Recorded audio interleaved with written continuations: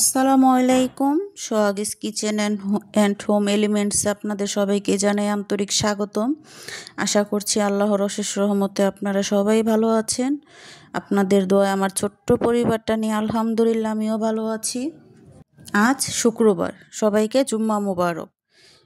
তাই সকাল ঘুম থেকে উঠতে একটু দেরি হয়ে গেল। বাচ্চাদের স্কুল বন্ধ থাকায় কাজের চাপটা কিছুটা কম মনে হয়েছিল, কিন্তু গৃহিণীদের জীবনে কাজ তো আর সহজে কমে না, তাই না? রোজই ভাবে একটু কম কাজ করব, কিন্তু কোনো না কোনোভাবে ঠিকই বেড়ে যায়। সকালের নাস্তায় আজ রুটি বা পরোটা তৈরির ঝামেলায় যায়নি, বরং হালকা কিছু খেয়েছি। কিছু আম কেটে নিয়েছিলাম আর সাথে ডিম সেদ্ধ, চা। এই সহজ নাস্তা দিয়েই সকালের দিনটা শুরু করলাম। নাস্তা শেষে ঘরের কাজে হাত দিলাম। প্রথমে ঘর পরিষ্কার করলাম, বিছানা চাদর তুলে নতুন চাদর বিছিয়ে নিলাম।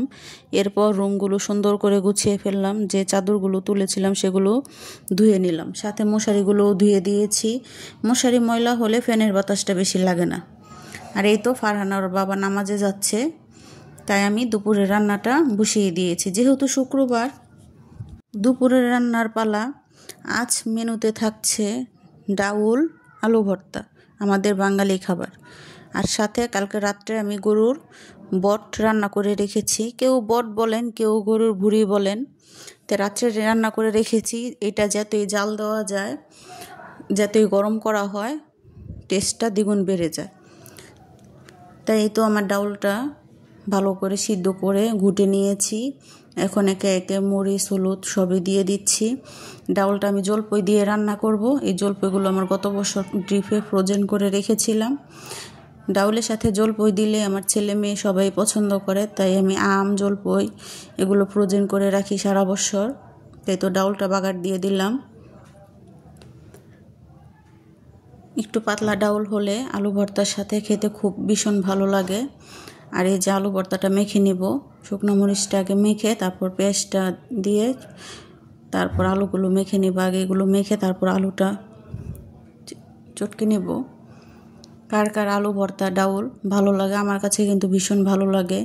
একটু ভর্তা ডাউল হলে মনে হয় মাছ মাংসর চাইতে বেশি ভাত খাওয়া যায়। তাই তো বানিয়ে নিচ্ছি। যেহেতু আলুটা একটু গরম, তাই আস্তে আস্তে আমি চেটকে মাখাচ্ছিলাম। ওদিকে তো ডাউলটাও হয়ে গিয়েছে, ভাতটা চুলায় দিয়ে এসেছি। আর বটের তরকারিটা গরম করব, তাই তো বটটা গরম করে নিচ্ছি। এখন আমি বাটিতে ঢেলে নিলাম। তাই তো আজকে দুপুরে রান্নার আয়োজন আলু ভর্তা, ডাউল, সাথে গরুর বট। আর লেবু তো লাগবেই, মাস্ট। ফারহানের লেবু খুবই পছন্দ। ফারহান লেবু হলে খুবই পছন্দ করে। তাই এই তো খাবার গুছিয়ে নিয়েছি। ফারহান ওর বাবা নামাজ পড়ে চলে এসেছে। খাবার খেয়ে খানিকক্ষণ বিশ্রাম নিলাম। বিশ্রাম শেষে বিকালে বাচ্চাদের জন্য তৈরি করলাম চিকেন ফ্রাই। মুরগিগুলো ভালো করে ধুয়ে সব মশলা দিয়ে ম্যারিনেট করে রাখবো। একে একে আদার পেস্ট, রসুনের পেস্ট, যা যা লাগবে সবই আমি পরিমাণ মতো দিয়ে দিচ্ছি। কিছুক্ষণ মেখে ভালো করে তারপর আমি রাখবো। তাই যে গুঁড়া মরিচের গুঁড়া, গোলমরিচের গুঁড়া একে একে সবই দিয়ে দিব। এটা যতক্ষণ ম্যারিনেট করে রাখা যায় মজাটা ততই দ্বিগুণ বেড়ে যায়। এই তো সস দিয়ে দিচ্ছি, সয়া সস দিব, সবটাই যা যা লাগে দিয়ে দেব।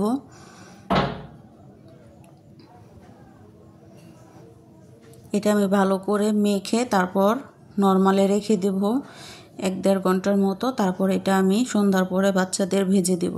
তো এখন ডিম দিয়ে দিচ্ছি, তারপর আটা, আবার কর্নফ্লাওয়ার সব দিয়ে ভালো করে মেখে রেখে দেব। যা যা লাগছে পরিমাণ মতো তাইতেই আমি দিয়ে নিচ্ছি।